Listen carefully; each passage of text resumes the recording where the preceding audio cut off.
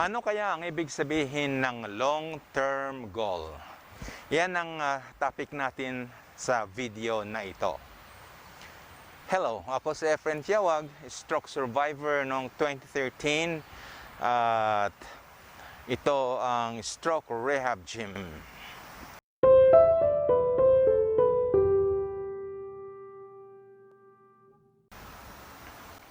Malapit nang matapos ang pag-upload ko ng videos tungkol sa pagpapalakas at pagpamatigas, maging flexible ng leg na ito na tinamaan ng stroke. At merong 11 videos na ginawa ko specifically para lang doon. At sa mga exercises na yon, bakit ko kaya detalyado o inisa-isa ng halimbawa ng tuhod, bente, hita at saka yung daliri ng paa na dapat ay asikasuhin natin ang mga yon ng isa-isa. May punto kaya yon? Sa akin ay merong punto kung bakit ko ginawa ang mga exercises na ito.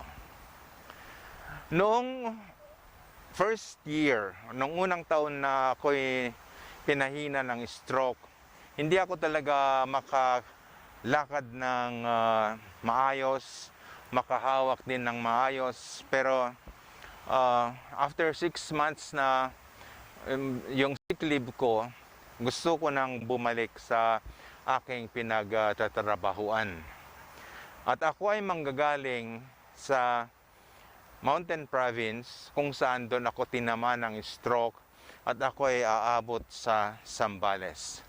Ang layo noon ay bali 2 araw o 2 sakay dahil lilipat ako ng sasakyan.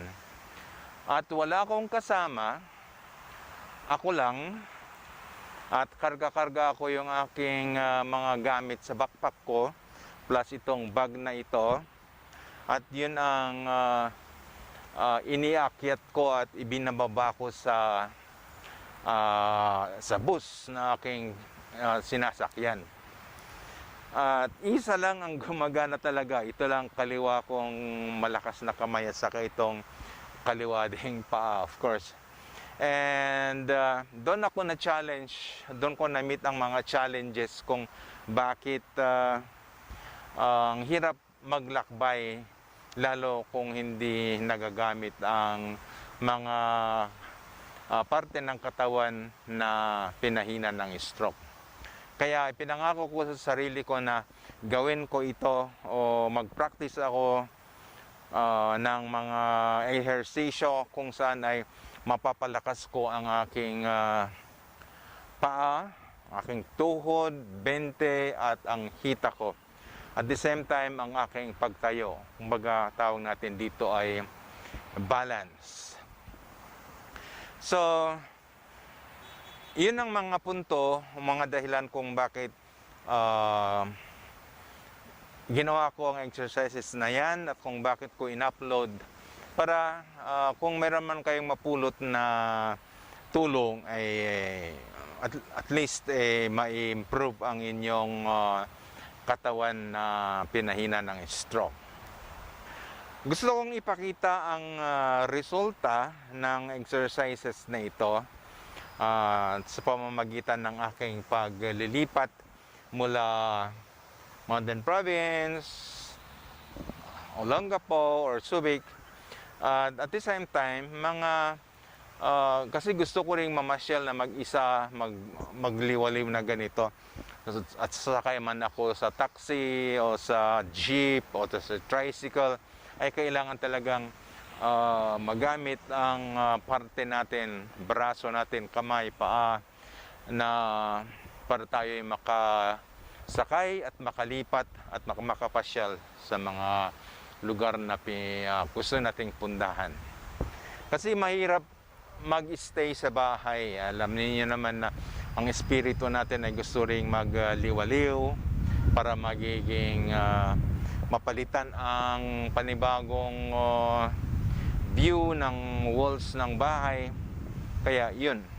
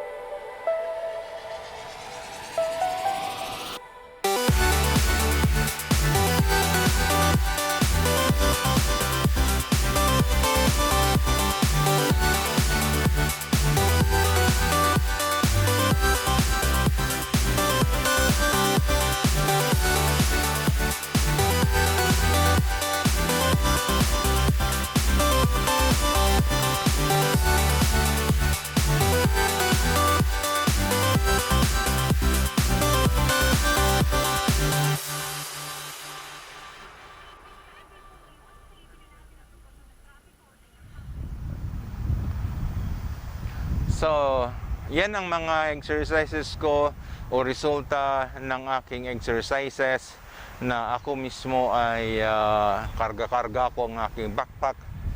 Hanggang ngayon, yun pa rin ang ginagawa ko. Sasakay ako sa jeep dito sa Baguio, sa taxi, at walang bus. Pero merong panibagong bus na parang jeep na in-introduce nila ngayon. All in all, ang punto doon ay pag tayo ay sasakay man kahit anong sasakyan yan ay magagamitin natin ang ating paa, paghakbang, pag-akyat, pagbaba, tapos ang ating mahinang braso na ito ay dapat tutulong sa paghawak na sa estribo tapos hatak ng ating katawan. So ang advice ko lang sa inyo, itong mga kung ginagawa ninyo itong mga exercises na ipinapakita ko sa inyo, maging pasensyoso, dahil araw-araw talagang gagawin natin ito upang sa ganun ay ang ating kalamnan ay mag-improve. So, yun lang. Maraming salamat sa panonood sa video na ito. Subscribe, like, and share. And nasa pandemic tayo, keep away from COVID. Stay wellness. Hanggang sa susunod na upload.